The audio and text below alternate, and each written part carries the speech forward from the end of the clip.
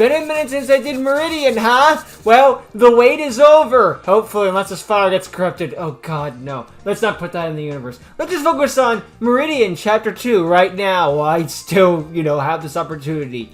Chapter 2, Shot Through the Heart. For those who don't remember what happened in the last chapter, every one of our main characters is in prison, but now is going to get out in order to stop some evil bad guy thing doing bad things.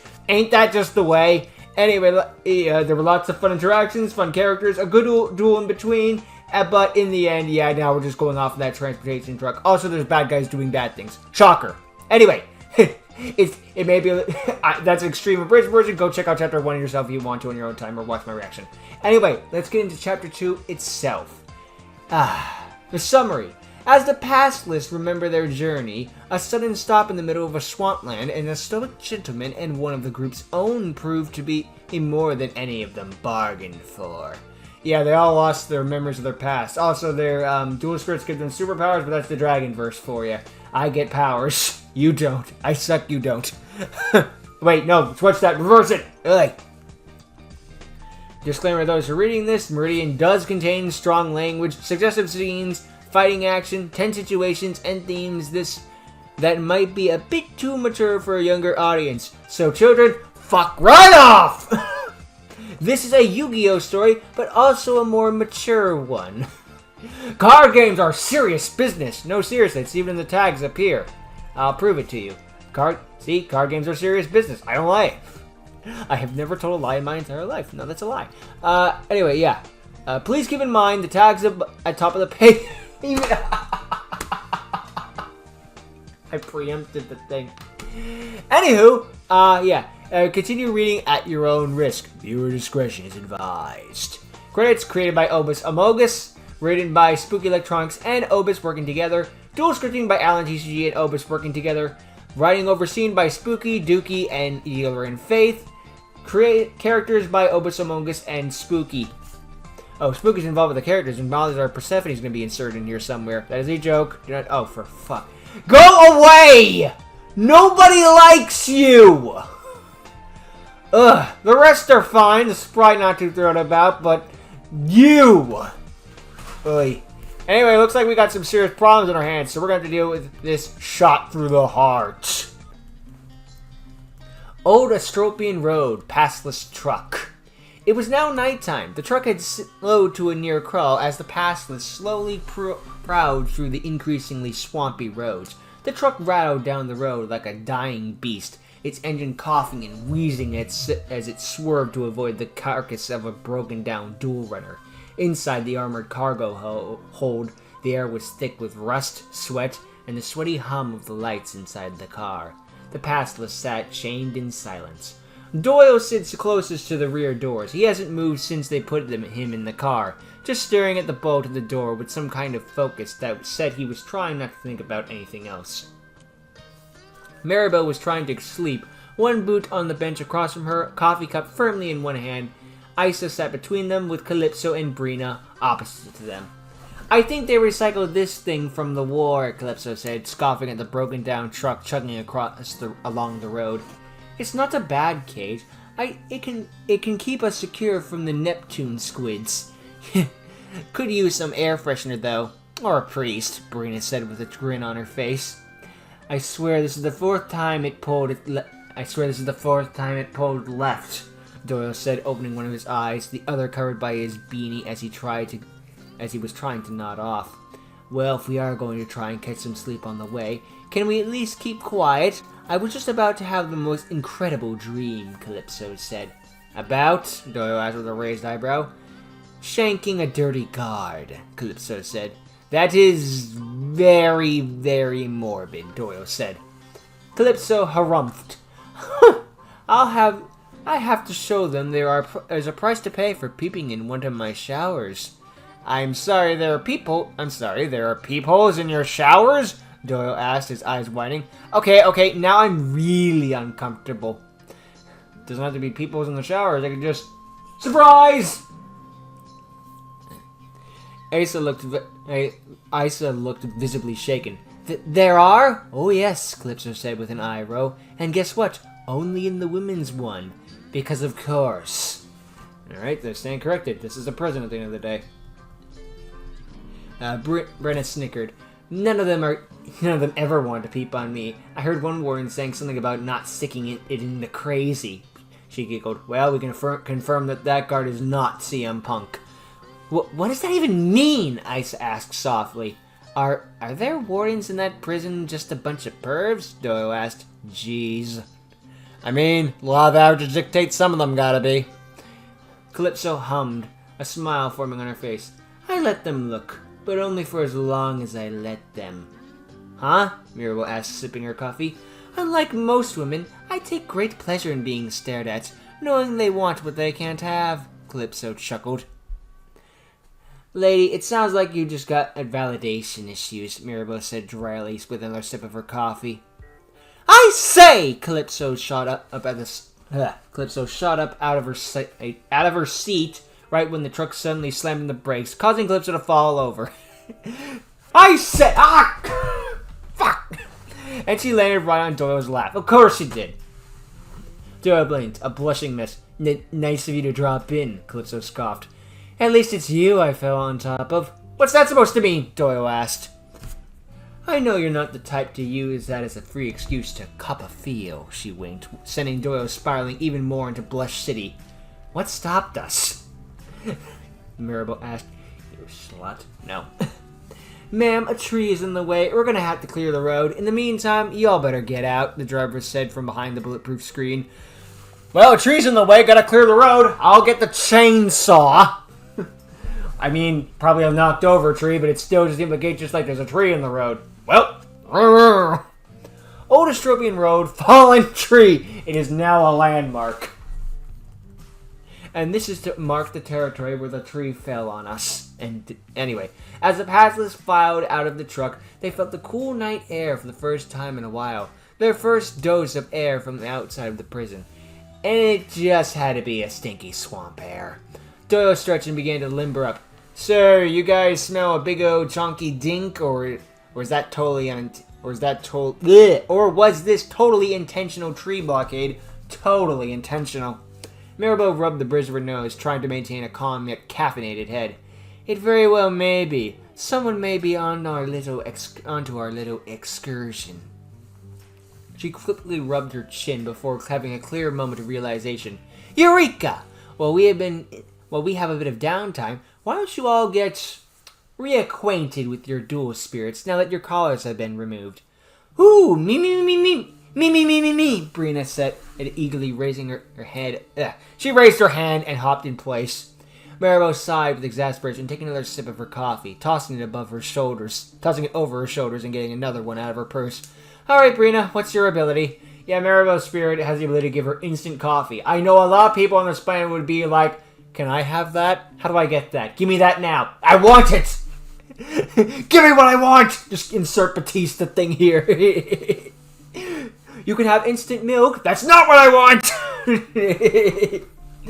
Cause and effect manipulation, Brina grinned. Concept and concept what now?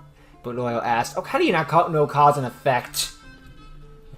Brina smiled. Like a butterfly effect. Like a butterfly effect. She smiled as the dual spirit of Ragnarika Wicked Butterfly appeared next to her. Emphasis on butterfly. I can make something cause something else to happen, like this! She clapped her hands, and Mirabel suddenly got us into a sneezing fit. Oh, Brina, Mirabel said with a glare. Oh, haha, Brina, Mirabel said with a glare. Doyle grimaced. That sounds incredibly dangerous. And of course, it's on the conspiracy nut side. Lovely. You already know about mine, but I guess I could show off more, Calypso said with a hair flip. Yeah, Doyle asked with a raised eyebrow. Hydrogen and oxygen don't just mean water for me. Ever hear of hydrogen bombs? She snapped her fingers, and the tree in front of them exploded. Whoa! Isa yelled out, latching onto Brina as Mercury activated for a brief moment. Oh yeah, turned into his robot form he has, before immediately fading out. Sorry, I got scared there. We're good, Isa said meekly. I think. You could have done this the whole time? We'll never have a roadblock again. Can I bring you along when we're in traffic jams? Technically, it's her fault, not mine. Mirabelle rolled her eyes. And we know yours already, Isa. Doyle, you tried to show it off in prison when you were wanting to attack one of the wardens. Hey! Doyle broke in, counting on his fingers. That was me. That was one time! Without a word, Gaddock appeared next to Doyle. Oh, hello, my favorite dust bunny. Gaddock looked up at Doyle, then he spoke. I am nowhere near your favorite. You keep killing me to summon bigger mementos, and then bring me back. When will the suffering end, Father? Maribel's eyes widened. It can talk? It can talk! Great! She said, exasperated. Doyle raised an eyebrow. Yours can't? Mine is, well, classified, Mirabelle said. Niramanus often tries to speak with me, but she's drowned out over the whale noises, Calypso chuckled. Isa shyly rubbed her arms. Heraldry Crest can only make unholy screeches. He's not really a talker. His number appeared next to him and demonstrated just that. No, I'm not going to scream. Just imagine that animated. Just got that picture in my head. Oh dear, Doyle said. Why does the most precious one of us have to go through the most torture imaginable? I still got it better than Spider-Man. I said, aghast. Torment? He whimpered slightly, feeling himself go again. No, wait. Doyle stammered, but it was too late. The remainder of the current situation was enough for Isa to shift into Mercury. He analyzed the area once again. Well, fuck. Campbell, why did you make me come out again? I thought I made it clear with you about what triggers the transformation. Am I going to need to give you a physical reminder this time? Mercury asked, cracking his knuckles, all 6 eyes of his mask seeing through Doyle. Doyle was sweating bullets. Not particularly. Hey, look, friends! Doyle shouted as Mercury turned and properly registered the presence of the other passless. What if he was lying? Just like, look, friends! Where? Bonk! I mean, he was bonking a robot, but still, you gotta try something, right?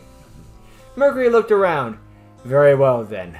Let this be a reminder to you all. Mercury demanded their attention with aggressive points. If Isa is in any way threatened, endangered, or otherwise distressed, I will not be far behind.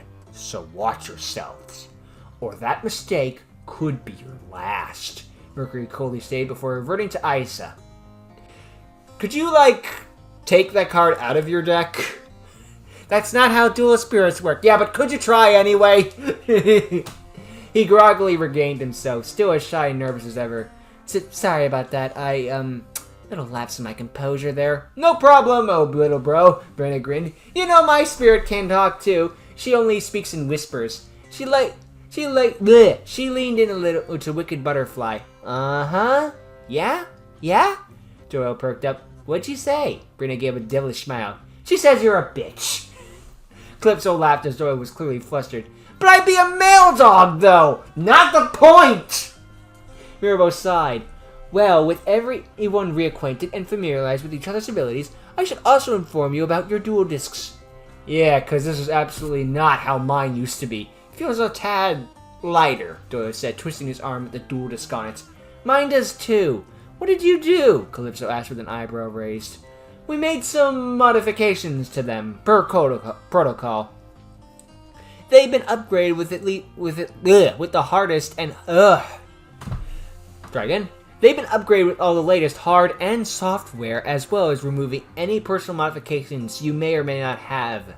In addition, we have included all the purposes of the mission, a sister-issued dual anchor, Mirabelle explained. Okay, first of all, why is Sister mass-producing dual anchors if we're supposed to be the good guys here? Secondly, I knew Persephone was going to be in here somehow. If it involves Spooky and the writing team, odds are Persephone's inserted. Fuck Dante. Ah, well, that's what happens when your favorite OC is like a big government organization. It's sort of like in the original series. It's like, hey, guess what? Somehow, some way, Kaiba Corp involved. Anyway, the dual anchor? Isa asked. Yo-ho-ho! Brenna asked.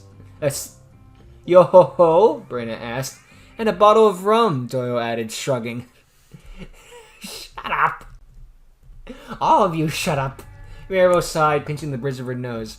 A dual anchor is a wire-like projection that shoots out of your dual disc. It attaches to any targeted dual discs in the area that you choose and forces them into dual mode, and makes it so the duelists are anchored to each other. Ergo, they can't leave the duel until it's over. And the option to surrender is disabled.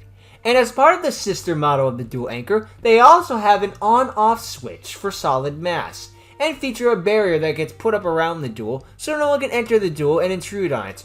Also disables any ranged weapons someone may have, and as for knives and other such melee weapons, the dual anchor does not permit them to get close enough.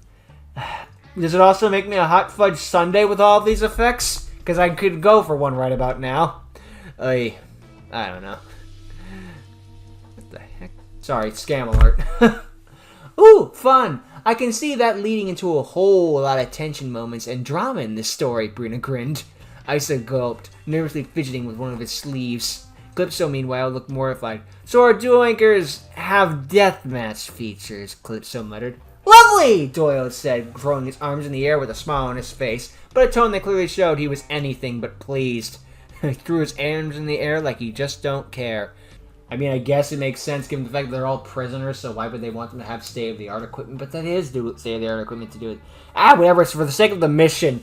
They want them to do their job well, you give them the good stuff, even if it means dual anchors. Hey, plus, let's be real here, they're all prisoners. They aren't going to exactly be the most brightest of bright heroes. Whatever. So, what do we call ourselves? Some sort of lostless? Hey. Anyway, the truck hadn't moved in almost 20 minutes. I blew up the tree! The tree was the reason we stopped! The driver had stepped out after the explosion cleared the tree, muttering something about double-checking the undercarriage. It didn't take long after a shot rang out from the front of the vehicle. Son of a bitch! Okay, admittedly that was explained well. Mirabelle was the first to react, her new coffee untouched in her hands as she made her way around the truck. The others followed closely behind. Curiosity taking over whatever cautious instincts they should have had by now. What happened? Maribel asked. The driver, who was crouched beside the front wheel, flashlight in hand, scanning the destroyed tire. Look at this. Clean through, bullet holes, high caliber. Doyle squatted next to him, eyeing the shredded rubber. Swamp bandits. Trappers? Or worse, Bill Clinton. No, I'm kidding. Doesn't make sense, muttered the driver. We've got armor plating on the sides, but someone just shot the tires. Clean fast. It's almost like they knew where to hit. What's weirder is that they hit the truck after it was already stopped. So that just confirms I don't want you all going anywhere. At all. Someone didn't want us dead, Calypso said with a scowl. They want us stuck. Called it! Is it really calling it if it's literally the next line? I'm having one of those moments where it's like, let me guess where this is going. Next line literally confirms what I was saying.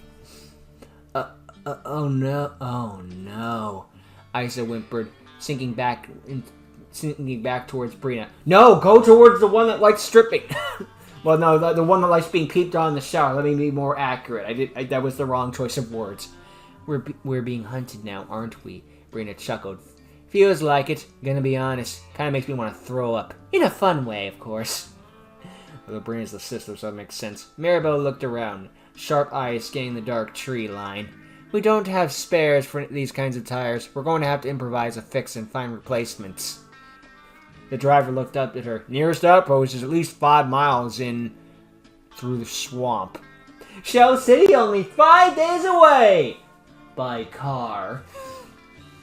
Great, Calypso sighed. Anyone bring roots that aren't prison issued? Nope. Sorry, anyone bring boots that aren't prison issued? Nope, Doyle answered. But I did bring a whole lot of sarcasm and mild trauma. You sure something on the Amazing Digital Circus? Mirabel snapped into command mode. We split into 2 teams. Search for materials, metal, rubber, maybe a working vehicle we can scavenge for. We passed by an abandoned dual runner. But the tires aren't the right size? Probably the tires aren't the right size. Anyway, maybe a working vehicle we can scavenge from. If it drives, we're taking it. She pointed decisively. Isa, you're with me. We will head southeast. Stick with the drier patches. Brina, Doyle, Calypso, you're Group B. We go west through the thicker bushes. You'll be our wild card team. Wild card? Doyle asked. You have Brina. And Mirabel replied bluntly. Fair. I do have the chemical bombshell and walking paranoia on my team, Doyle conceded. Calypso cracked her knuckles. Say that word again and the swamp will boil. Brina clapped her hands. Yay! Field trip! Isa looked unsure. Do we have a plan if we find someone hostile? Duel. Don't engage, Mirabo said, tapping her concealed dual disc. But if they start something, you make damn sure to finish it. The group split, the thick vegetation quickly swallowing them up to the humid dark. So the plan is we're gonna Scooby-Doo this son of a bitch. Velma, Shaggy, Scooby, you check out the basement. Daphne and I will check the bedroom. More or less! Anyway, Swamplands, Group A. Isa and Maribel trek through slowly. Flashlight beam slicing through the hanging moss and swarms of gnats. A distant howl making... Flashlight beams slicing through the hanging moss and swarms of gnats. A distant howl, maybe an animal, maybe not, made Isa shiver. Why do I get the feeling like someone's watching us? Isa whispered, clutching his suits harnessed together. They probably are, Mirabel muttered. Don't freak out, just keep your eyes open. You got Mercury on standby. Isa nodded. Yeah, he's close.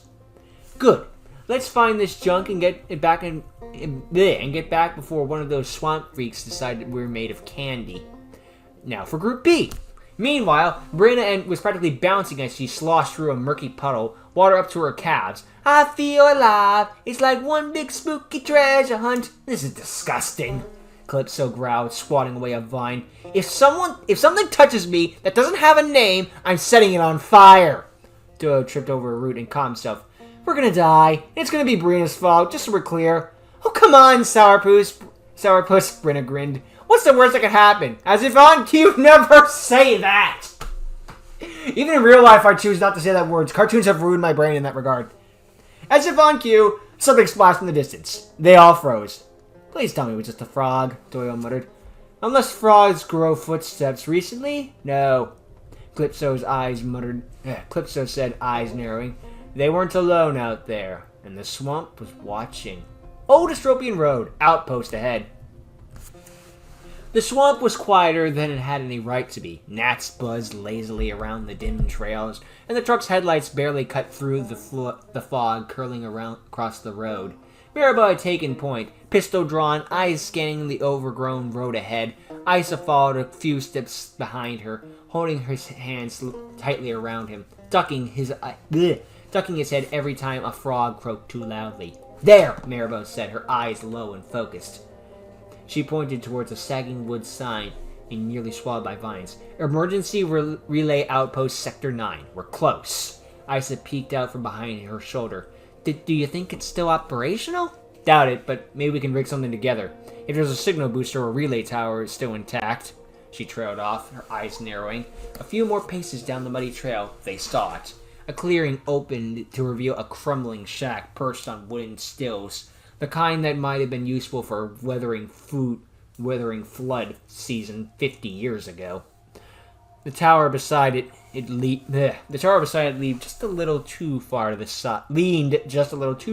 side. Cable slacks and tangled moss, but what really caught Maribel's eye was the pickup truck.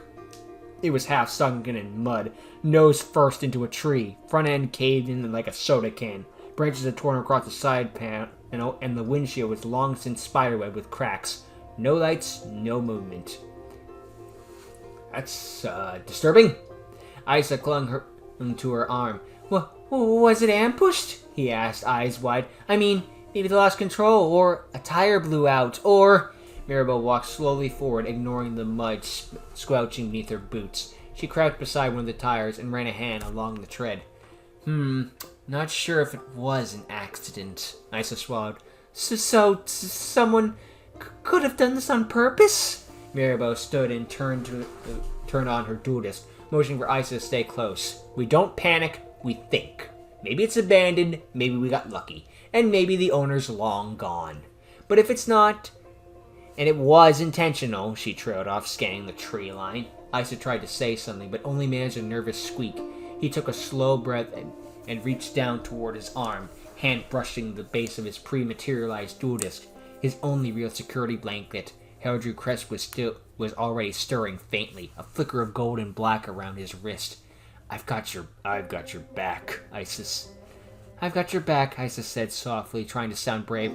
Just in case. Mirabelle gave him a rare glance. Don't draw unless you have to. I know, he whispered. Then something shifted. A crunch in the leaves behind them. A shape moving towards the tree, between the trees. Isa flicked back immediately, gasping, and the pressure in the air shifted fast. Fast enough for Maribel to curse under her breath. Damn it, Isa, hold it together! But it was too late. Mercury stepped in. The soft, trembling presence of Isa was gone in a heartbeat. Well, we're fucked. Even more fucked because he warned us already. Please take it out on them. Please take it out on them! This is like unleashing the Hulk or something. It's just like, them. Attack them! Replaced by the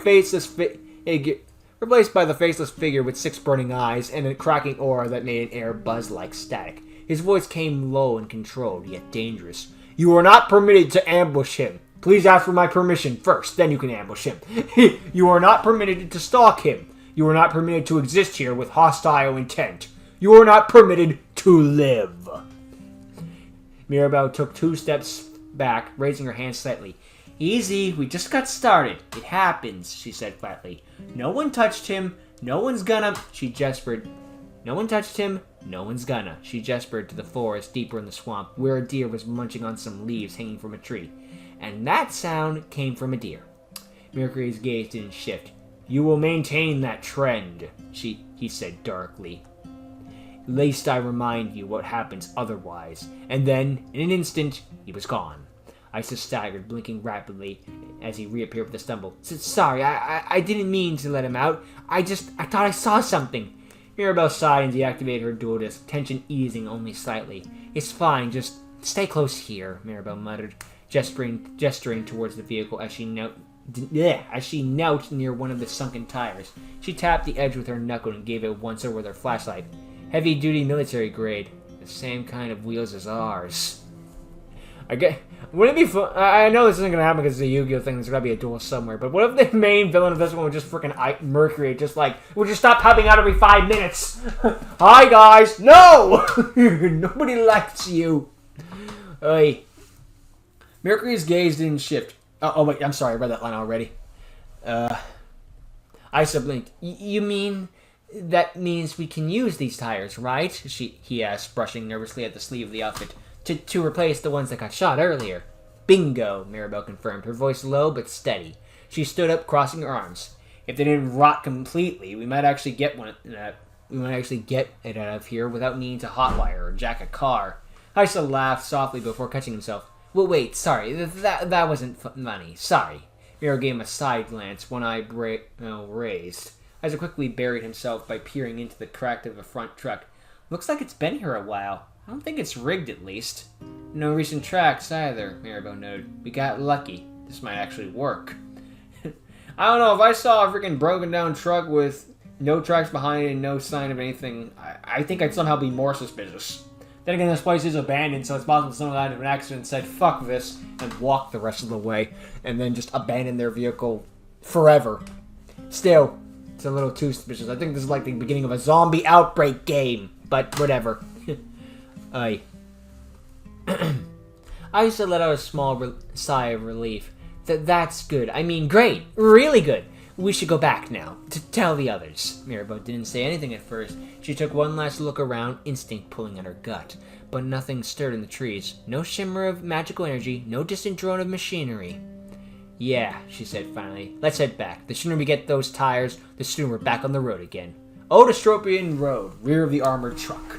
Back of the stalled armored truck, the driver sat with a sandwich in one hand and datapad in the other, completely unaware of the blood-red glints watching him through the treetops. A creak, a shadow dropped from above. Before the driver could even turn, a black-gloved hand grabbed from behind the head and slammed it into the dash. Once, twice. That's all it needed. The driver slumped forward, the datapad clattering on the floor, blood smeared on the screen, and after a couple twitches, the driver stopped moving. Bailey Garrison stood still for a moment, the wide frame nearly filling the cab. The coat was a dark one with grime and road dust. It left the pauldron still bearing a faint smell of the dried blood. He adjusted the brim of his hat slightly, eyes cold, calculating. From the back seat, a ripple of green magic cut through the gloom. Magical Musketeer Max emerged with a slow, dramatic roll of his shoulders. His musket gleamed with anticipation. "I've located them," Max said, voice low and crisp. "The runaways. They're close." Of course the Magical Musketeer would be able to shoot down the frickin' armored truck. The only reason they're still alive is because they're wanted alive. The end. This entire story would have been 1.5 chapters if they were wanted dead. Oy.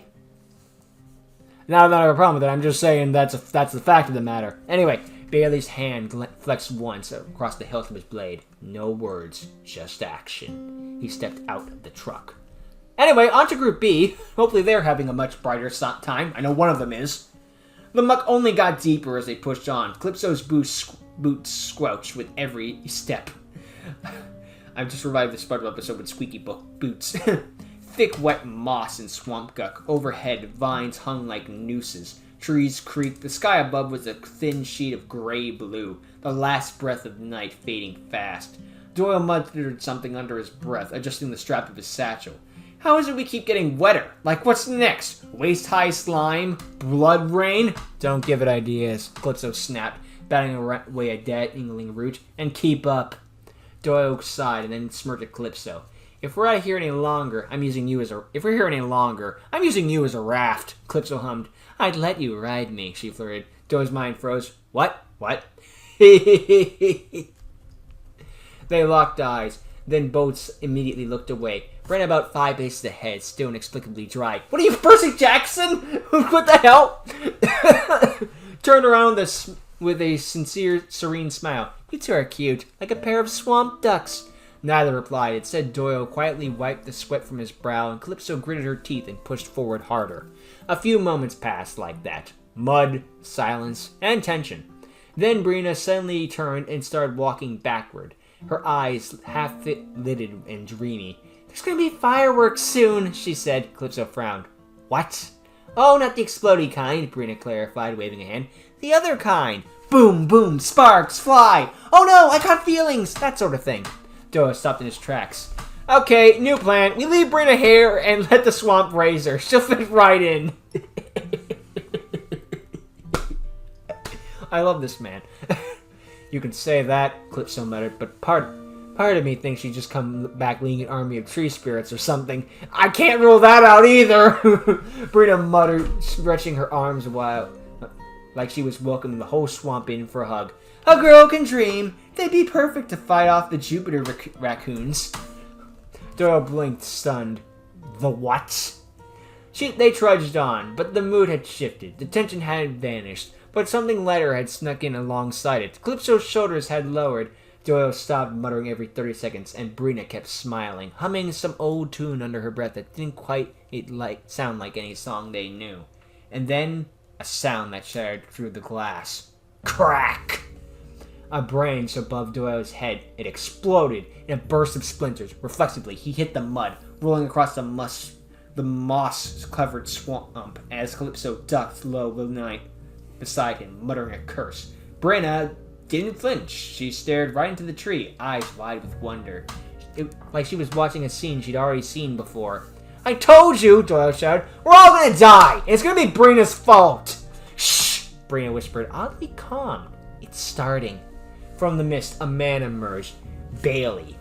Wide-brimmed hat, long cloak flecked with swamp water, his rifle gleaming with fresh runes. His presence seemed to pull the shadows towards him, and just behind, half seen, the spectral image flickering, stood Magical Musketeer Max, loading magical bullets into an invisible chamber. Bailey's voice was level, almost bored. You kids are far from where you should be. Doyle rose slowly. Yeah, well, so are you, cowboy. And for the record, dingbat, I'm 22! Bailey fired. Doyle's dodged barely as a burning red shell bullet screamed past his cheek, causing a molten line into the trees behind him. Maybe you shouldn't threaten the guy with the magic gun aimed at your forehead, Brenna chastised Doyle. Bailey snapped his fingers. Cross-domination. I'm so sick of this domain expansion meme. Hi. I don't even get it! A violet rune appeared beneath Doyle's feet. His limbs stiffened, and for one heartbeat, his body wouldn't respond. Billy was already moving. He dashed forward, and a second spell rounding formed in Max's magical sync with his stride. Dancing Needle. Oh no, he's doing anime attacks! Rapid-fire shots spiraled out, glittering threads through them like needles through silk. Doyle broke the paralysis just in time to dive through a current of roots. 3 needles grazed his shoulder, and the other nicked his ear. One embedded itself into a tree, detonated like a flashbang. Doyle slid through the muck, then slammed his palm into the ground. Bones burst out upwards, not as weapons, but as walls, forming a cage of skeletal limbs around Bailey. From Doyle's back, crystals bloomed from wings, reflecting in sunlight and a brief calypso of violet and blue. He hurried a salvo of bone shards, each one of them screaming through the air like razors. Bailey stopped short, exhaled slowly. Steady hands. Well, at least Doyle's fighting back, but, Time slowed. His eyes narrowed. Max lifted a shimmering bullet into the chamber and fired. Just once. Clean, controlled. The bullet split the air, striking every shard mid-flight like a billiard shot, detonating each one in mid-air. The air filled with bone dust and fire. Bailey walked through it, untouched. You rely too much on spectacle, he said. That'll get you killed. Doyle roared, bones and crystals surging forward, his fists burning with memory forged spikes. He brought one crashing down towards Bailey, but Bailey ducked, spun. Crooked crown.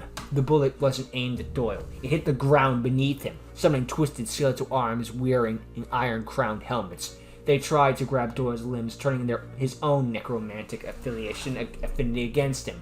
Doyle roared again. His crystal spikes erupted from his body, shattering the illusion. He let full body tackle and smashed Bailey into a tree. They both hit the ground hard.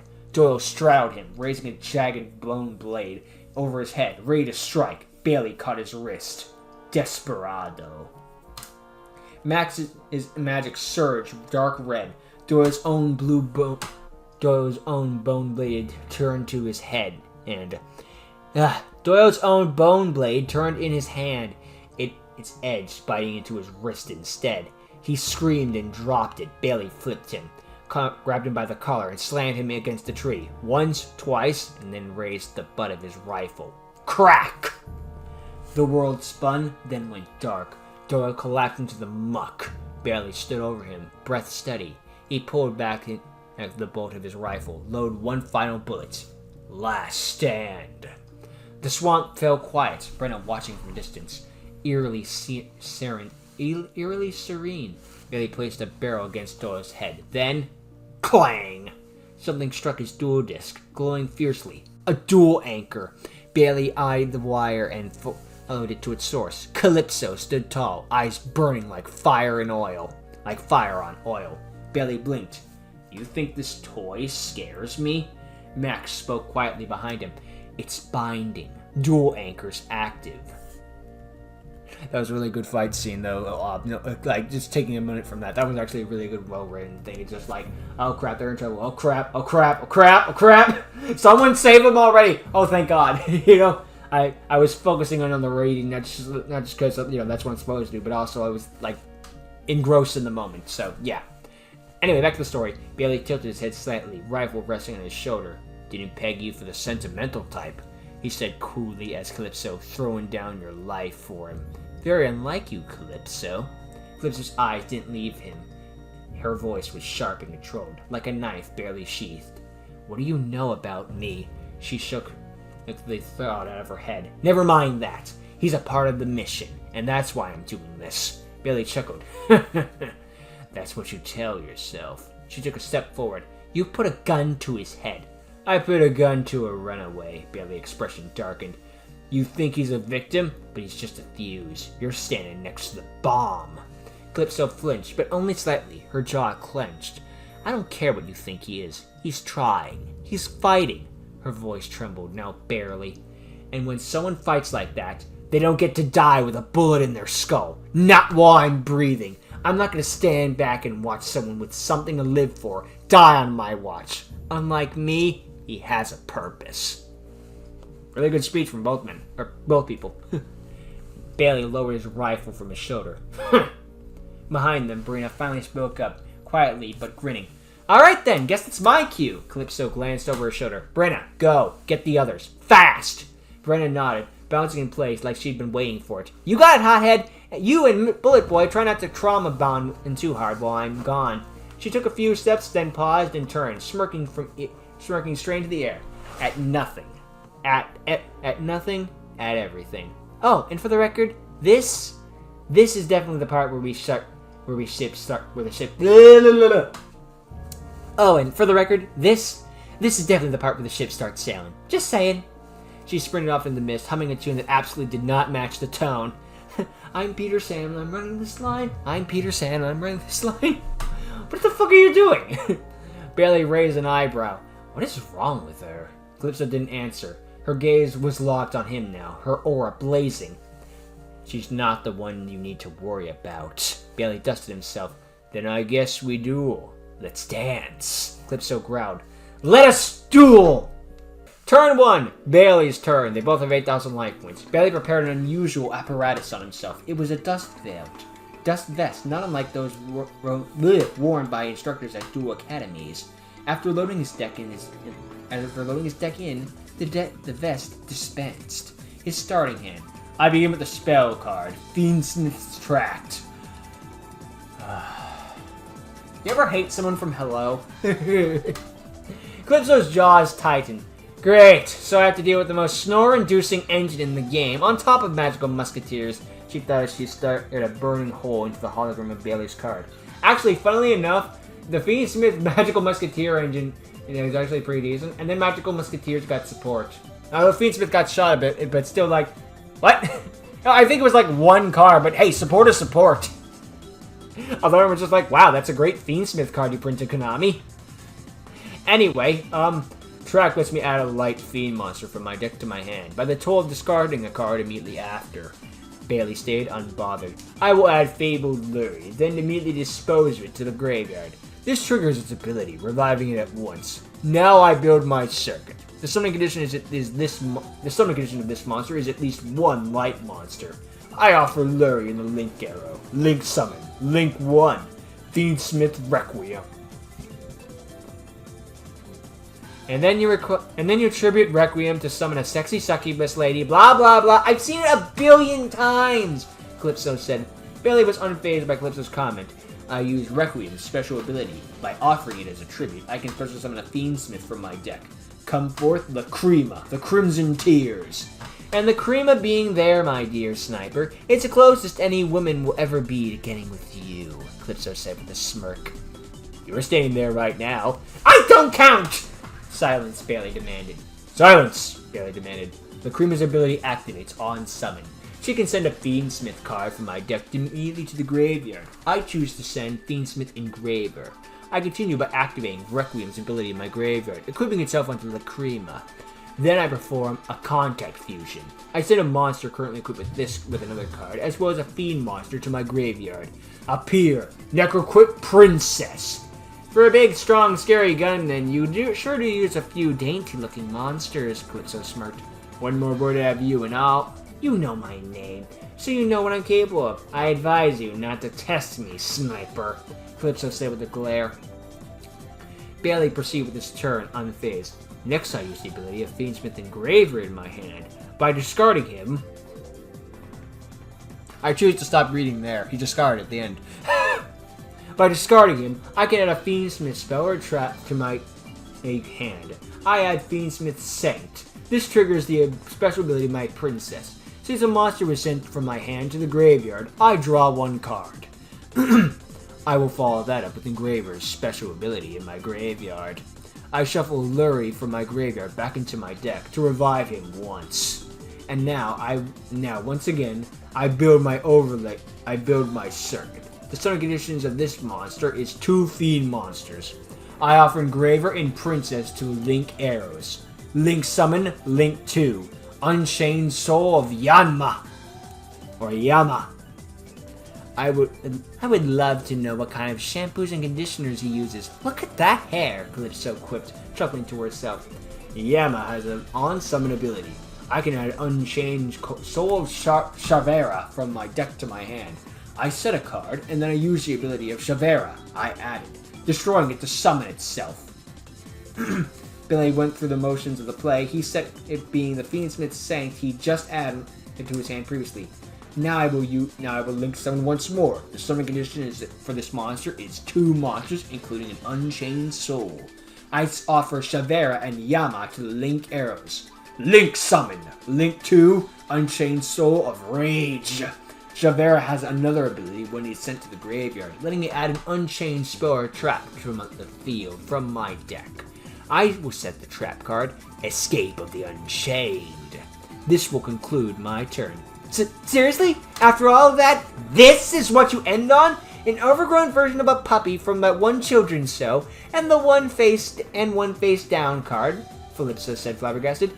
Ugh! How lame! It's Calypso's turn. Both still have 8,000 life points. Calypso draws her for turn, drawing Sprite Blue. While she looked over her hand, Bailey had an effect immediately following her draw.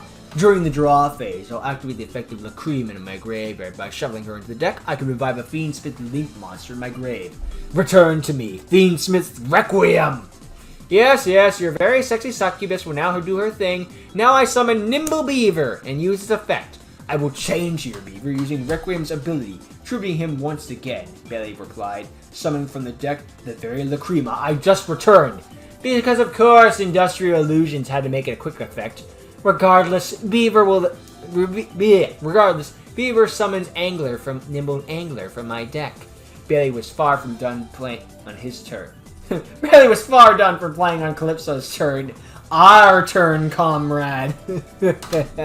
Lacrima activates her on-summon ability, sending the trap Fiendsmith in parade to my graveyard. A trap? Calypso thought. Alright, Callie, better stay cautious, she thought to herself. I summon Sprite Carrot from my hand. I use the ability of Fiendsmith in Paradise in my graveyard. Since you special summon a monster, I can send a Fiendsmith monster from my extra deck to the graveyard. I choose to send Fiendsmith's Desire from my extra deck, and on a new chain, Desire's ability activates, shuffling Requiem into my extra deck and sending your sprite to the graveyard. And with that, my dear, you've fallen for the worm on the fishing hook. I special summon Sprite Blue, and will add another sprite to my hand. I special summon Sprite Jet, who adds Sprite Starter and when Starter is summoned, and then Starter will summon Sprite Red after I pay the total of 1,200 life points. Calypso smirked. Such a beautiful display of colors on my board. Now time for me to show you what a real end board looks like. Her life points are now 6,800. Now, my 2 nimble beasts. I will combine your souls together to form a new life. A beautiful display of lightning and voltage energy brings forth a new creature. Electricity dances together to create magic and create a titan that lights up even the darkest night. I exceed summon! Rank 2, Gigantic Sprites! Not so fast, Bailey responded. Trap card open! Escape of the Unchained. I target and destroy an Unchained monster I control. Then another card you control. I target Rage and Sprite Red. He's trying to bait me out of negations, Calypso Thunderhead, then scoffed. As Callie came to this conclusion.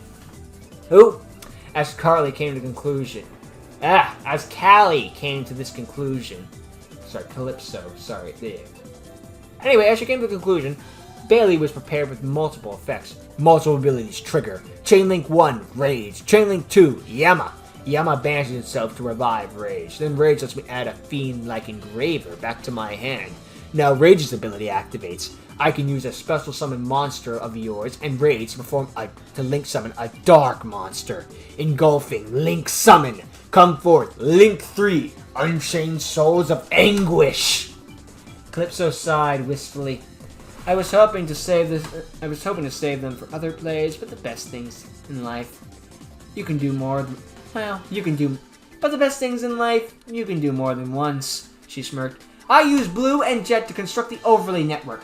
Once again, I summon Gigantic Sprites. I use his effect. My beautiful Titan. I will use this effect now, my beautiful Titan. Summon my Gishki Grimness from my deck. I use Grimness's effect. Just by summon Gishki Abyss. And the effect of Shark let me add Gishki Shadow from my deck to my hand. Now we're a ritual deck. Deal with it! Calypso smirked. Now I use Gigantic Sprite and Gishki Abyss to form a circuit of beauty. The arrowheads are confirmed. The summon conditions are 2 monsters, including a level, rank, or link 2 monster. Electricity dances and creates an elegant display of power, of pose, and power. Dance onto the stage and light the room. Link summon, link 2, Sprite Elf. Her effect lets me summon a level, rank, or link 2 monster from my graveyard. So I bring back Gishki Abyss, and guess what? Not a hard once per turn. So off of Abyss, I search another Gishki Grimness. Now I once again will create my circuit with my Gishki Grimness, Gishki Abyss. Link summon, link 2, Pit Knight Earl. Pit Knight Early.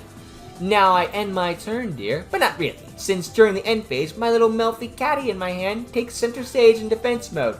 Now my turn is done. Your move, Sniper. Alright, one shift at work later. Now where were we? Ah yes, turn 3, Bailey's turn. Bailey has 8,000 life points, Calypso has 6,800.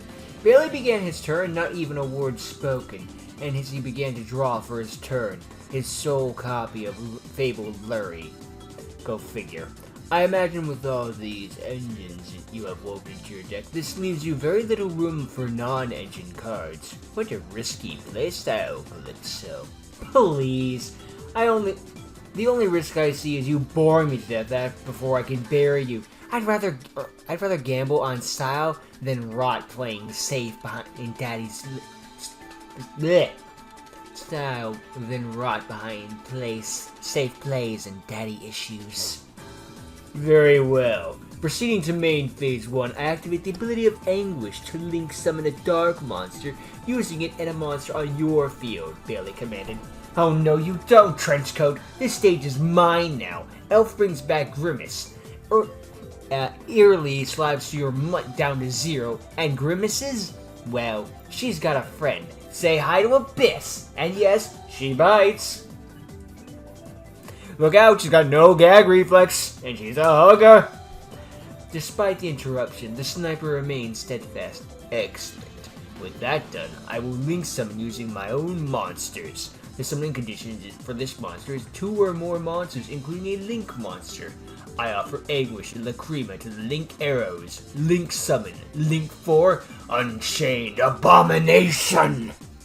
Wow, no chance. Not even a little flare? You summon like you file taxes. Efficient, soulless, and mildly depressing. Bailey responded as cold and callous as ever. Such theatrics are unnecessary. Right, because nothing's as intimidation like monsters as interesting as the color beige. And personality to match. Anyway, since your dog is here, Catty retreats to my hand. And it gets me Penny. Thanks, Catty. Mama's got some mischief to cook up. Enter battle phase. Abomination attacks Sprite Elf. Okay, that one tickled. Guess you know how to scratch after all. Calypso's life points drop to 5,200. That lets his Unchained Abomination use its ability, Bailey continued. You see, when another monster is destroyed in battle, I can target and destroy a card in the field. Begone, Gishki Grimace! Proceeding to main phase 2, ability of the Engraver in my graveyard. Shuffling Deseret back into my graveyard. Back to the extra deck to revive itself. Engraver's effect in my hand, then adds Fiendsmith Track to my hand. Do you ever deviate, or are you just running on loops in bad cologne? You ask for deviation. For something more, ask and you shall receive. Bailey said, ever so slight emotion seeping out. I activate Fiendsmith Tract, searching Evil Hero a Dusted Gold from my deck by discarding Fabled Lurie. Lurie's ability lets it revive itself. Now I will once again build the circuit. The summon conditions are 2 monsters, including a light feed monster. I offer Engraver and Lurie and Link arrows. Link summon. Link 2, Fiendsmith Sequence. Wait, that's... Doyle used that, huh? A pause, a flicker, and then her voice sharpened. Well, good for him. I'm better. Penny, spotlight yours. The seal dropped in, Caddy leapt up, and the whole board shivered. Synchro summon, Mary Melfies! Now go fuse your drama somewhere else. Sequence! My Melfies are in the mood for whiplash. Bailey's undeniable aura did not falter. Excellent.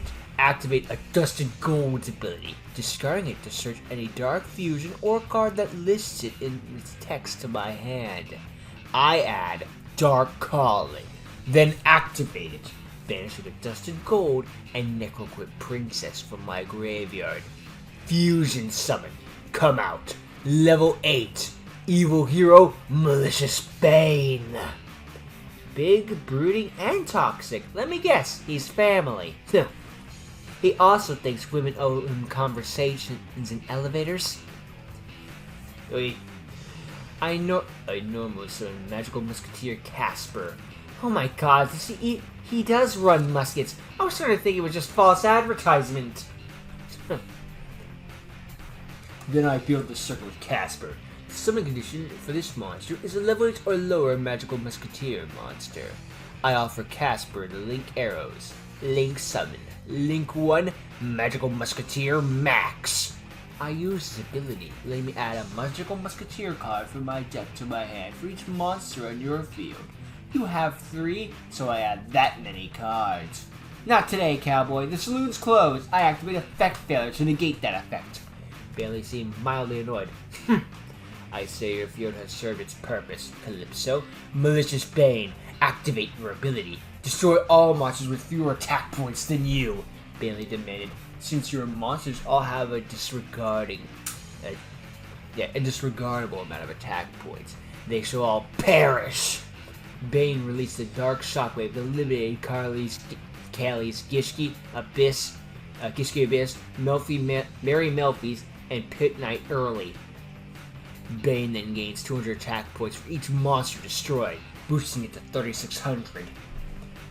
There goes my whole vibe. That's just rude. Now I Link Summon once more using Bane and Max. Link Summon once again, Fiendsmith Sequence. Too bad for you. This card can still use this ability since it was not on summon. Calypso lets out a frustrated groan. Ugh. Activate Sequence's ability, shuffling Engraver, Lurie, and Max into my graveyard back into my deck. I Fusion Summon. Level 9, Fiendsmith Desire. I use Sequence's other ability, equipping it to Desire. Now I end my turn. Or is it Desiree? Whatever. Oh, did you think I was done? Sweetheart, please. I don't do done. She snapped her fingers and early flickered back into the field. Like a bad habit in heels, I always come back. But do you have Heelys? Bailey snapped his fingers, and just as quickly as she arrived, she will depart once more. Abomination, use your ability. In the end phase, destroy one card. Target early and be rid of her. Now, commence your turn.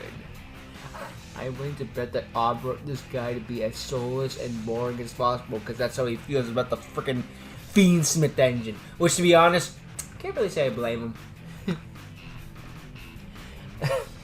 Anyway, it's Calypso's turn, and she only has 1,500 life points to Bailey's 8,000. Calypso drew her next card and smiled, like someone who just put a knife at a dinner party. Yee! Oh, that's cute. You really thought you had me, huh? She purred, flipping the card between her fingers. Forbidden Droplets. The card equivalent of a breakup text at 3 a.m. Not wrong. She slammed it onto the field. I send Nimble Beaver and Abyss. Goodbye, sweetie. Just shut up, both of your glorified death mascots. Say goodnight, Desiree. Sweet dreams, Abomination. And then Grimness take the stage. And Abyss come out singing. She flowed through the motions like choreography, all flicks and flourishes. Zelgigas, come to my hand from my deck, darling. She flicked great Gishki Shadow into her graveyard like a spent match. Then Vision, her voice rising to almost sing-song venom. And now for my favorite part, Evagishki Necro Mirror. And guess who I'm using as tribute? Her eyes locked on Bailey's ace. Hope your big boys had a will. Abomination vanished into light, sacrificed. Adorned in divine splendor and radiating eternal beauty, arise from the depths of elegance. The oceans bows to your regal finery, and the stars pale before shimmering radiance. I ritual summon the magnificent, the marvelous, Evagishki Niramanus. Those life points dropped to 2,200 due to that, though. Worth it. Neko Mirror makes me lose life points equal to Nekomane's attack points. You see, since Niramanus revive Abyss. You see, now Niramanus revive Abyss, and now Abyss bring to my hand what's mine, my Evagishki Shadow, which I will discard to get my Aqua Mirror, which I'll then activate. Vision, you know what to do. Appear now. Ritual summon, Gishki Zelgigas. I use my mirror's effect, placing Vision on top of my deck and then putting the mirror on the bottom. Now for Zelgigas' effect. I pay 1,000 life points to draw one card, and since it's my Vision, your Desiree goes back to its glorified coffin called Requiem. Her life points drop to 1,200. Now I use Grimaces and Abyss to set my circuit. I link summon Link 2, Sorcerer of Sebek. Now Neribus, strike! Billy's life points go down to 5,000, then 4,000. Calypso's life points rise from 1,200 to 4,200, then down to 3,200. And now that's just cathartic. Oh yes, since Sebek's point is to my Nerimus, I gain life points equal to the damage you take from battles involving her. However, and when I gain life points, we both lose 1,000 life points. Now Zelgigas, attack! Bailey's life points drop from 4,000 to 800. I'm not here to impress you, she muttered. I'm here to survive you. I end my turn. It's Bailey's turn. He only has 800 life points left. The Calypso's 3,200. She really turned the game around on that one. Really good work. You know what? Nargo just, wow. Went from like, crap, I'm getting stomped to now who's stomping. Anyway, I draw. Activating Graver's ability. Shuffling Sequence back into deck to revive him. Bailey said, I build the circuit to link summon. Link 1, Fiendsmith Requiem. You said it in Graver more times than I'd like. Get lost You've said in Graver more times than I've said. Get lost to sleazebags at a club. Change the record, darling. Bailey paid no heed to Calypso's smart snark. Requiem's ability offers itself as tribute to summon Lacrima from the deck. Lacrima's ability sends Engraver from my deck to the grave. Next, normal summon Rainbow Karibo. Wait, Rainbow Karibo is a light fiend? That's it, I quit. You're just making stuff up now. It is nice to know that in this dark of constantly grays, different shades of grays, and I guess red and blues once in a while, we threw a rainbow in there. It's like, what? Your mockery does not amuse me. I once again build my circuit. Link summon Link 2 Fiendsmith Sequence, and I activate its ability. Niramanus says to mine, your sequence just got cancelled. I bounce it to negate and return your sequence to your deck. Bailey's eye hit his hand, still not having broken a sweat. Despite that, he was out of place. Nothing he had would get him out. Nothing he had would get him back into his Fiendsmith combo. End turn, the sniper said, having run out of ammunition for his plays. Calypso's up. You had your fun, cowboy. Now right off into irrelevance. Sebek Sorcerer, finish this! And Bailey's life points at 0. Calypso wins. And now I don't get shot! Who said anything about that? Wait, what? Bang! I'm noticing after the fact he probably could have used that Rainbow Karibo in his graveyard, but he was gonna lose anyway. She's got 2 monsters. Why drag it out? Doyle groaned in the dirt, alive, bruised, bloody, but alive. Calypso stood over him, dual disc flickering out. Her lip was split. Her breath was shallow, but her posture was pure steel. Swamp fog coiled like a noose. She turned just in time to see Isa and Mirabelle emerge from the trees. About time, she muttered, wiping a smear of blood from her cheek. Could have used an audience. Then Bailey moved, barely twitching. Barely. A twitch from his left arm, and a gleam of blood red magic ignited at just a gleam of blood red magic ignited at the barrel to his rifle. Isa! Mirabelle screamed. The bullet fired. Isa flinched but hit him square in the chest like a key flighting a lock, and everything changed. The swamp went quiet. Shit. A pulse of wrongness rippled outward as Mercury erupted forward. No transition, no warning. His armor twisted, thickened. The gold trim burned crimson, his 6 eyes glowing molten. He didn't emerge. He replaced. Host compromised, Mercury growled. His voice was deeper now, distorted like Isa's voice box had been hijacked by a machine, trying to mimic human rage. Threat proximity unacceptable. Projective override initiated. Calypso blinked. Wait! Then she lunged, and she barely dodged the dirt exploding from where her head had been. Mercury's fist embedded itself in the ground like a missile strike. Mercury, where the hell are you doing? She snapped, stumbling back. Identified. Internal threat. Calypso Fontaine. Classification. Cognition. Contagion. That word. Contagion. English. His head turned. All 6 eyes rotated, locked on Sabrina, who had just returned with the others. Things are going from bad to worse. Brina. Classification. Corruptive anomaly. Whoa, hey! Brina held her hands up, backing away with a wobbly grin. I am not corrupt. My vibes are immaculate. He struck, a shockwave of pressure hitting them like a cannon. Brina was blasted into the underbrush, coughing and tumbling through vines. Calypso was knocked to one knee, boots skidding through the mud. Isa! Snap out of it! Calypso shouted. No answer. Only Mercury's inhumane hiss. The host will not be compromised. Threats will be neutralized. He raised his hand and a spear of warped heraldry magic formed, dark gold spiraling with red static. It shimmered from the noise-shrieking dial-up. Dial-up modem. Calypso dove to the side as it impaled the space she just occupied. Son of a bitch! She muttered, scrambling to her feet. Mirabelle, little help. But Mirabelle was behind cover, watching Bailey retreat into the swamp with a trail of blood behind him. He didn't run. He walked. Slow, confident, unbothered. He'd done what he came for. The corruption bullet wasn't meant to kill. It was meant to unleash. Ah, fuck! Mercury, listen to me! Calypso shouted again, holding her dual disc up like a shield. Isa's not in danger. We're not the enemy. Correction! Mercury said, stepping forward. You were always the enemy. Calypso flinched. The words hit harder than the magic had. Then another pulse. Mercury surged towards her, faster than before. Clawed gauntlets cracking with energy. She flipped backwards off a tree root, landing in the mud, her hair wild, breath sharp. Brenna coughed up a mouthful of swamp water, clambering out of a bush. Her butterfly spirits flickered beside her, nervous. Okay, definitely not the fun kind of fireworks I was hoping for.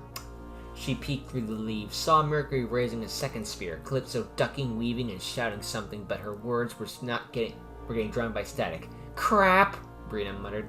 He's not just glitched, he's gone full villain arc. Her fingers brushed her dual disc. Okay, fine, no more talking. She snapped her fingers, dual disc glowing faintly. Let's see if pain jogs your memory, you overgrown antivirus. The dual anchor launched, and Mercury turned to Brina's dual anchor as Brina's dual anchor hit him. He turned, ready to duel this new threat. Well, no other way out of this situation, I guess. Anyway, meanwhile, Althea's sanctum, I believe this is the bad guy team, the room pulsed with a natural hum, not from a machine, but from the very walls themselves. The hideout was buried far below the surface of Astropia, an abandoned scientific facility repurposed into something else entirely. Cables snaked across the floor like vines, humming with energy. On one wall, ancient lorekeeper inscriptions still glowed faintly, flickering against newer, sleeker technology, grown straight from Athena's laboratories. Or Athena's, whatever. Metal biology interwoven, past and future fused. In the center of it all is Althea's lounging across her jagged and as asymmetric throne. Her green hair flowed in shimmering waves, gradually brightening her into a turquoise pink that danced into a low light. Her catsuit, a shade of rich rose, hugged her tall frame with a turquoise belt across her waist, shimmering like a symbol of pulsing like a heartbeat. Her legs were crossed at the knee, her expression one of indulgent serenity, touched with madness. She was humming softly, not a song, just vibrations. A tune not meant for ears, but for a frequency only she could hear. Crawling in my skin. The door hissed open, and Ajax Mitras stepped inside the soldier's priest, and a zealot's grin. His maroon cloak flapped with flares, the emblem of the next step gleaming in fiery orange against his chest. His diamond-cut pupils locked into his crater with childlike reverence. Althea, he said, bowing low, permit me to take a more personal role in the next step's ascension. Let me be your instrument. I will silence the past and herald the future. Althea's fingers drummed against her throne. She mused, voice silken and lifting. Let you slay, let you play, let you dance amongst the dying. Tempting. She uncrossed her legs and slowly rose, tall, unnervingly tall. Her body moved with the smooth, fluid grace of predator used to be the apex. But no, her smile was radiant and wrong. Not yet. Ajax's brow twitched, but he remained composed. Barely. Althea stepped closer, her presence immense. She placed a hand on his shoulder with mock affection. We cannot have a repeat of our previous fumbles now, can we? She said, tilting her head with a faux pout. This time, everything must be executed flawlessly. The board will be set, the pawns placed. Only then, my dear Ajax, will the queen make her move. Two fingers under her chin, she raised her head gingerly and then till they locked eyes. You will be one of them, one of my knights, when the time comes. Oh, the stage will be set. Ajax grinned, intoxicated by her serenity, or certainty. Humanity will witness what comes next. Not just the end, but a refinement. I, Ajax Mentes, will be the first note to offer of the final sympathy. Althea laughed, a sound like breaking glass warped in silk. Oh, Ajax, always so poetic. She let go and twirled once on her heels, arms stretched out like she was still performing an invisible audience. But don't forget, I am the one who wrote your poetry. She then paused.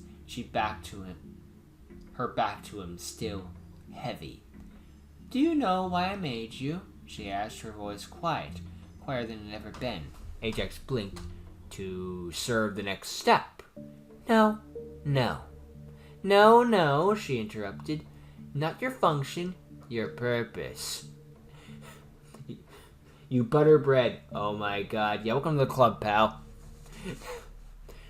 She turned around again. Her eyes, normally vibrant with artificial joy, were colder now. Antithetical, ancient. Come, she said, striding with the complex. Walk with me.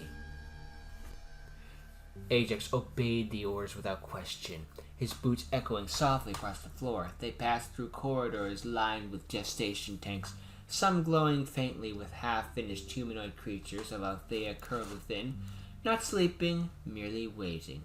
Althea gestured to them with something that might have been pride or disdain.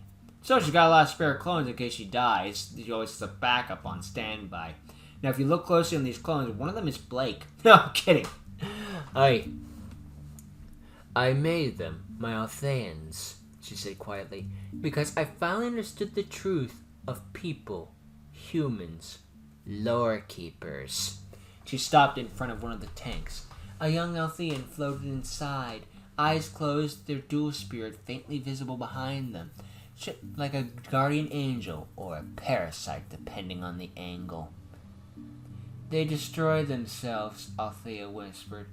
They always have. She began to pace, the rhythm of her speech like a winding music box, turning faster. Curiosity killed the cat, the humans say, she chuckled. As if the cats were the ones to dig into the dirt of the world and pull out horrors better left buried. As if the cats are the ones who looked at fire and said, what if we made it bigger? Her voice rose, theatrical now. Bombs, Ajax, bombs. Started small, a little flame, a spark, a pop. Then someone said, what if we made it louder? And so they made it louder. Too heavy to throw? No problem. Make a cannon. Still not big enough. Let's use planes. Drop them from the sky like death's little confetti. She spun again, laughing wildly. The echo carried down the corridor. And the worst part, Ajax, the very worst is that they didn't stop because they had to. They stopped because they ran out of bigger ideas. For now. Behind the scenes actually showed me that quote, or rather read that quote to me. It was actually like, oh crap, he's onto something. Unfortunately, we did stop at the atom bomb, but that's only because we had to find different ways of destroying each other. So we decided to come up with AI instead. Hey.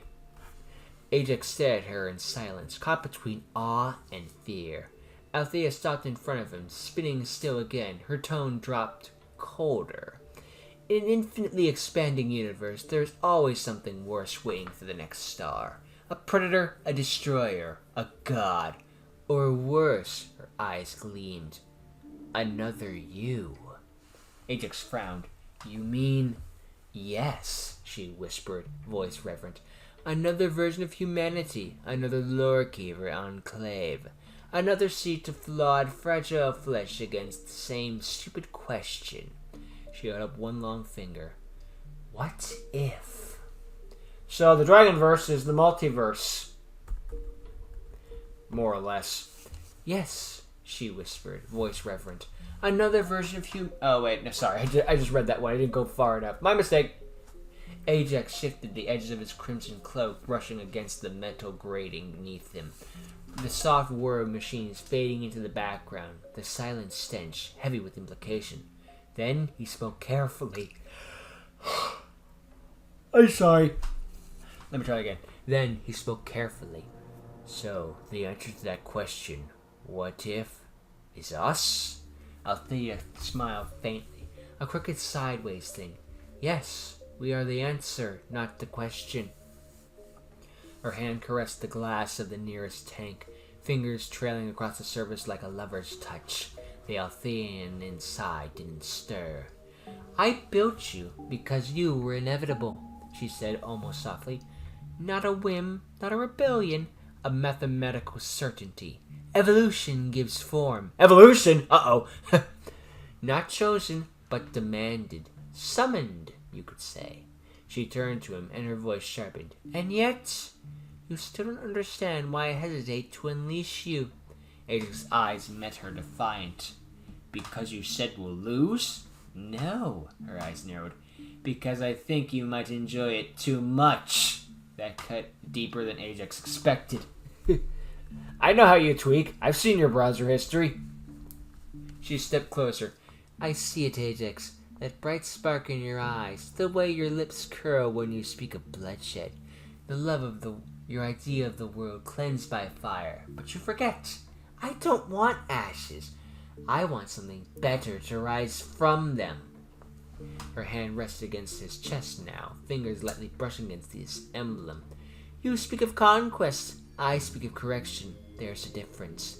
Ajax's fist clenched. But how do you know we correct a species that refuses to...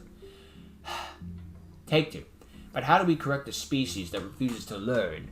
They crave combat, not the truth. They run from hardship. They cling to their outdated morals like shields made of paper. His voice rose, full conviction. You gave us a chance to fix that. We are your scythe, Althea. Let us cut away the rot. Althea stared at him for a long moment. Then, a giggle, not of joy, but of something else entirely. Delighted horror. You still don't get it, do you? She said, shaking her head. You think I want to kill humanity? She walked past him now, hands clasped behind her back, strides purposefully. I don't want them dead, Ajax, she said. I want them to see. I want them to understand every last tear, every last moment of fear. They need to feel it, to know that they are, and only then, I will show them the alternative. Her arms spread wide, as if encompassing the entire facility. The Altheans are not replacements, Ajax. They are mirrors, held up to humanity's face to say, Look what you could be. If only you let go of the things that chain you down. Yeah, I could be a monster. Ajax's jaw tightened. And if they refuse? Althea turned back to him for the first time. There was no humor in her voice. Then we erase them. The words hung in the air like a guillotine. Ajax bowed his head, silent for a moment. Then, permission to ask a heretical question? Athena raised an eyebrow. Granted. He looked up. What if they don't need to be replaced? What if some of them change? She tilted her head. You're referring to the girl. A beat. Ajax didn't respond, but that was enough. Althea's expression changed, lips tightening, eyes dimming. She stepped forward slowly, circling him like a serpent, deciding whether to strike. Ah, now it makes sense, she purred. The hesitation, the questions. You think she's special. Her voice was now low, dripping with venomous sweetness. You think she's worth saving? Ajax stayed silent. Althea stopped in front of him, inches away. I made you to be better than the humans, the lore keepers, the prototype Altheans, she whispered. Not to fall for them. She then reached out and placed her palm gently against his cheek. Her thumb brushed against the side of his face like a mother's caress. But maybe, she said softly. That's my fault, too, she leaning close. I gave you too much of them. Then, without hesitation, she turned away, her mood flipping like a switch. She clapped her hands, and the lights in the hall brightened. Enough philosophy for today, she chirped. I have an invasion to plan, and you, Ajax, are very important to that play. You have a very important part to play. Ajax blinked, caught off guard by the whiplash in tone. Althea flashed him a dazzling smile, too wide, too sharp. We'll save the world, she said, whether it wants to be saved or not. Then she winked. And maybe, if your little water girl impresses me, I'll let you keep her. Ajax stood at the threshold of revelation, caught somewhere between awe and dread. You speak of humanity like an outsider, Ajax said at last, his voice a little more than a breath. But were you once one of them? But you were one of them once. She didn't answer, not at first. The silence stretched long enough that Ajax wondered if she'd even heard him. Then her head tilted. A question. Rueful chuckle rose from her throat, soft at first, then sharpened into something bitter, and she turned. There was no warmth in her expression now. This story is a never-ending cycle of you fucked up. Seriously, every time it's just constantly being like, why did you say that? Why did you do that? Why? Why you understand?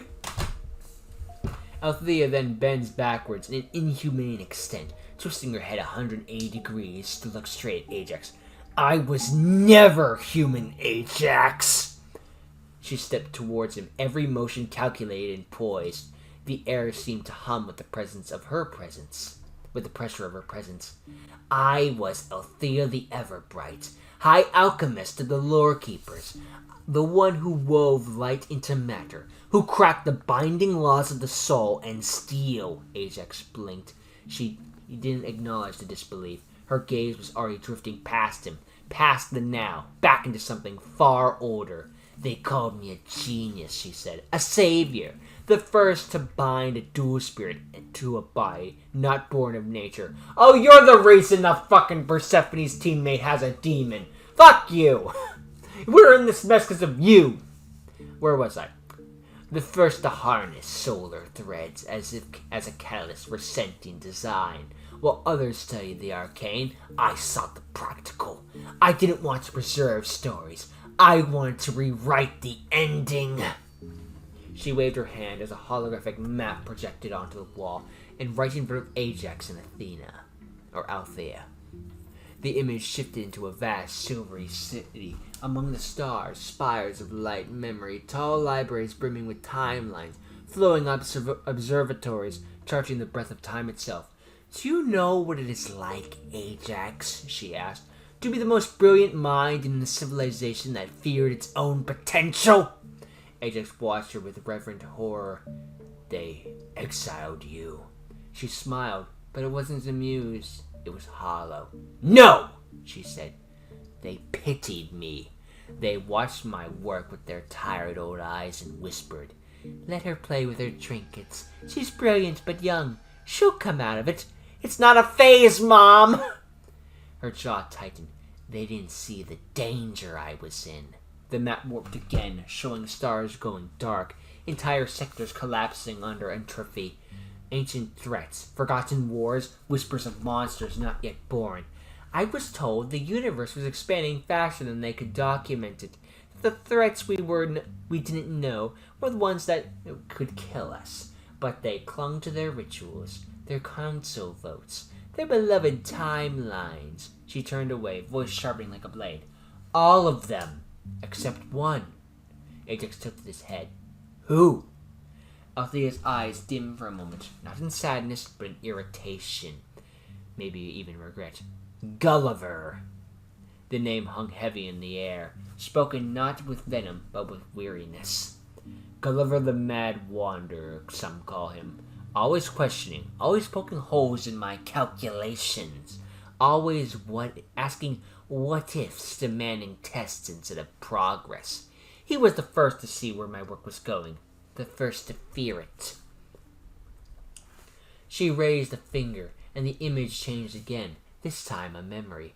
A crystalline hall, a younger Althea, her hair less wild, her hair less pink, standing at the center of a glowing sigil while Gulliver, tall, still eyes brilliant and knowing, paced around her, arguing with fire in his voice. He said my Althea's would be the death of souls itself. He said I was trying to replace life, not protect it. He claimed I wanted dominion, not evolution. She snapped her fingers, the projection shattered. And maybe he was right. Ajax stiffened, or stifled, whatever you want to pronounce it as. I don't want to preserve what is, Althea said, voice rising, eyes burning with cold certainty. I want to ensure what comes next. In an infinite universe, something bigger, stronger, smarter will always arrive. I want to make sure that when it does, it sees us at the top of the food chain. Excuse me. She faced Ajax again. But the lore keepers didn't want that. They wanted to keep their precious little flame burning in the dark. And so, I left. She placed a hand over her chest. I didn't fall from the lore keepers, she said. I ascended past them. I am the lore keeper, Althea, the first alchemist of the end. I am the new beginning. Ajax fell to one knee, not out of service, but in awe, in terror, in clarity. Finn, Meridian, Chapter 2. It's over. Notes. Well, are things getting a little spicy now? So far, Calypso has really been fun. Has been a fun character to feature. Spooky is an absolute blast to work with, bringing her to life. Hope you all been enjoying the chapters so far. For the next few chapters, I will post profiles for each character displaying information about them. Here's the first. Doyle Campbell, age 22, born circa 1999. Deck, Mementos. Dual Spirits, Memento and Gaddick. Favorite monster, Momentilly and Gaddick. Ace monster, Momentillian Twin Dragon. Boss monster, Momentum and Sia, the Cthusian Creation King. Penultimate monster, Guardian Chimera. Ultimate monster, Memento to Theology and Combined Creation. Height, 5'9". Favorite music? Rush, Rush, Go, Rush, Psycho, Rush. I have to, it's a law.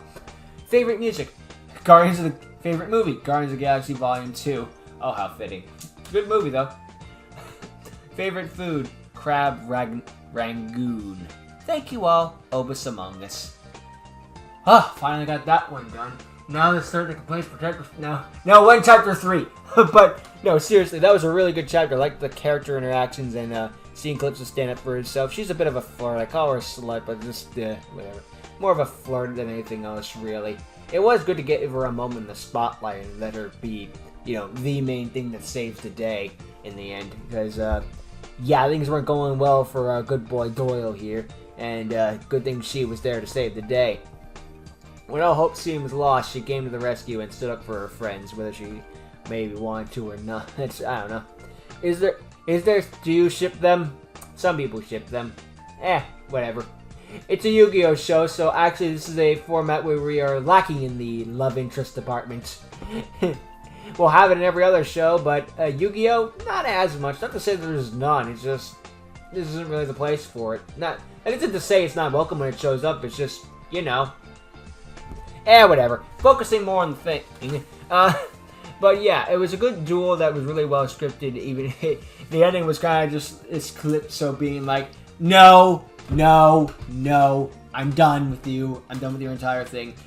Your deck is boring. You're boring. Get fucked. And now things are really getting serious because the freaking robot's on the loose, and now the only one that can stop us is the freaking the only one that can save us is the freaking conspiracy nut. And Isa got shot, but he's not dead. Sorry, Isa got shot, but he's not dead. Interesting what's up with the truck, though. I guess that could just be random scavenge stuff that happened. I mean, it's possible. Poor dude, or freaking truck driver's dead, though, so that's something we gotta deal with in the future. And it's interesting to see what's gonna be happening with Althea.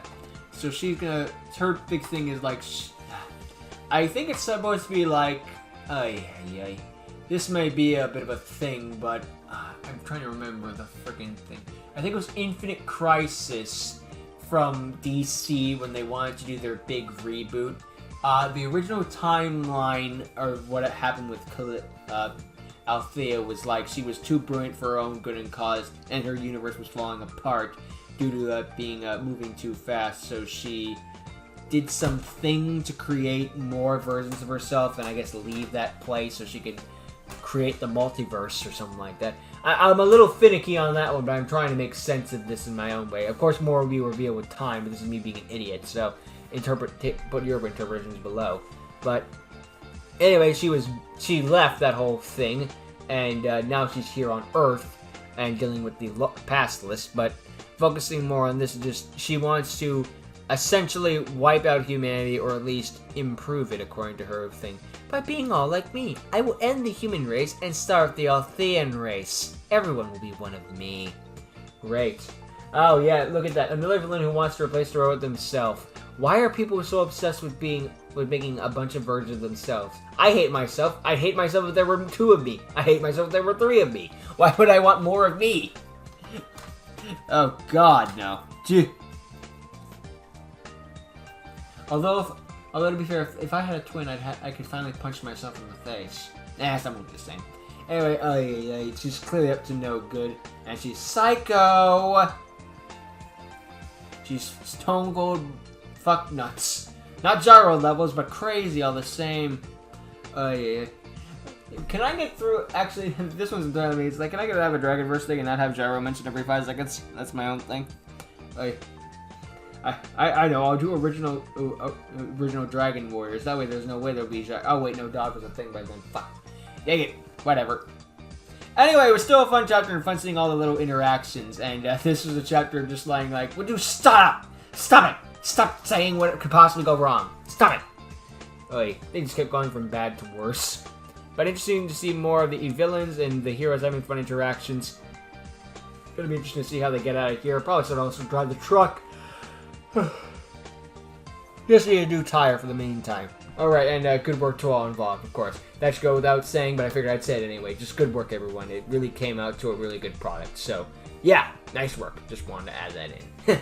Weird place to run out of film, but hey, at least it happened after I finished the story and it wasn't like just start and then it crashed. But anyway, I was wrapping up anyway, so thank you for watching and hope you enjoyed. I'm looking forward to the next chapter myself when I read it, and be sure to check out the chapters in your own time. Don't wait for me. Check out the stories for yourself. You can read, or at least put on the freaking robot voice to do it for you. But anyway, yeah, that's another chapter of Yu-Gi-Oh! Meridian in the bag, so I think we'll end it here. So thank you for watching. I hope you enjoyed. Check out Yu-Gi-Oh! Meridian, link to the website in the description below, and I hope to see all of you next time. Later!